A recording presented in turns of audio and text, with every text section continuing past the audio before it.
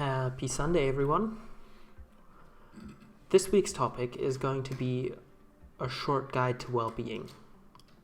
And the questions that I'm going to try and answer throughout the next little bit is: how much of our well-being can we control? What are the advantages of high well-being? Ways to not increase well-being and ways to increase well-being. And the main resources that I used for learning this topic was a Coursera course, which I can highly recommend, The Science of Well-being, as well as a great courses book, Cognitive Behavioral Therapy for Daily Life. My ideas are further very inspired by Beyond Money Towards an Economy of Well-being, which I reference later. More resources can be found in the description. So let's get right into it. To answer our first question, how much of our well-being can we control? We look at two factors. There's the biological and circumstances, so they're the outside factors, and then there's the controllable factors. And according to Sonja Lubimirsky, 40% of your well-being is fully controllable.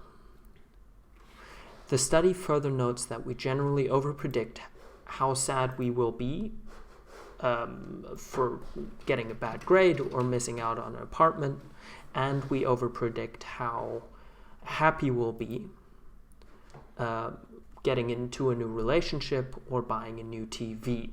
So generally, these circumstantial factors are lower than we expect. I think we can further increase this divide by reimagining our circumstances, as both CBT and Stoicism teaches. So, what are the advantages of high well-being? And all of this will be sourced in the comments. So, probably the first and most positive part of having a high well-being is feeling happy and feeling like you're doing well, which is, for me, a godsend.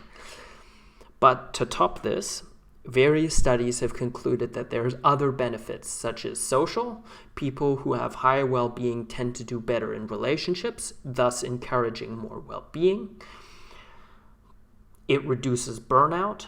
Harvard Business Review claims that high well-being reduces burnout by 125%. It increases productivity by 43%, claims Hayes Group, and Harvard Business Reviews claims that it increases innovation by 300%.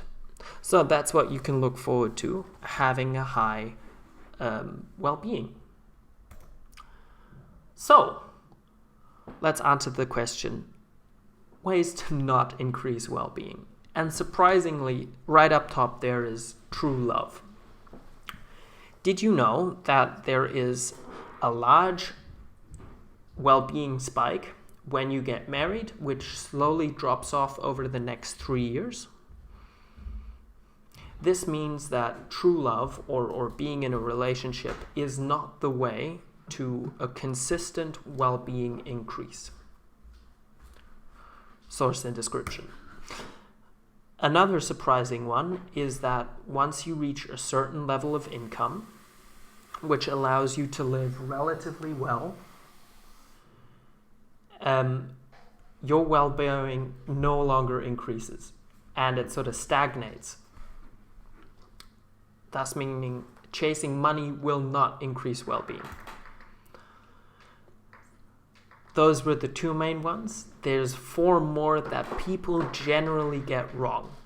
Buying cool shit has shown that, there's no increase to well-being. Perfect grades, perfect body, or good job don't correlate with well-being either.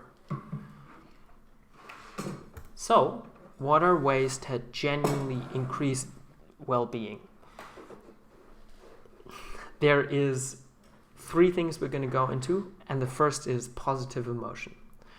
Positive emotion can be triggered very easily in 2 ways. Savoring, which is basically enjoying a moment, can increase your well-being immediately.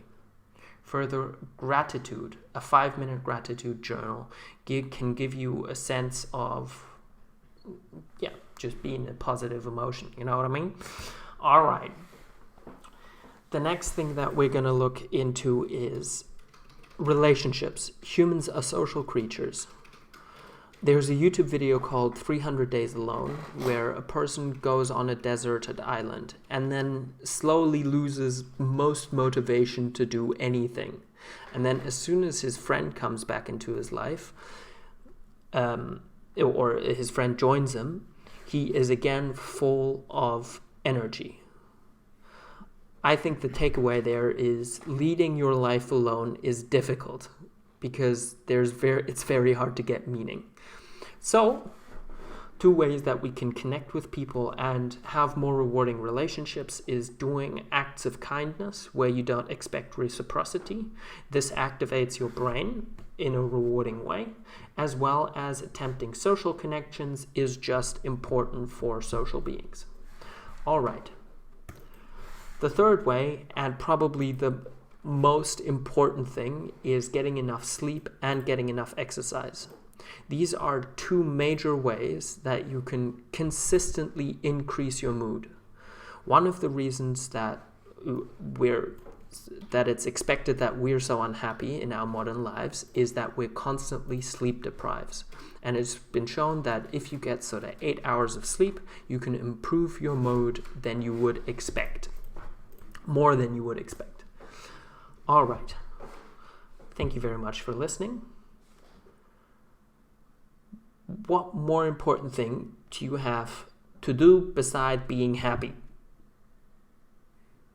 And if you can't come up with something, hit me up because I'm going to be running several. I'm running a accountability group that you can join, and we can get you hooked up with a habit or 2. All right. Lots of love. Bye-bye.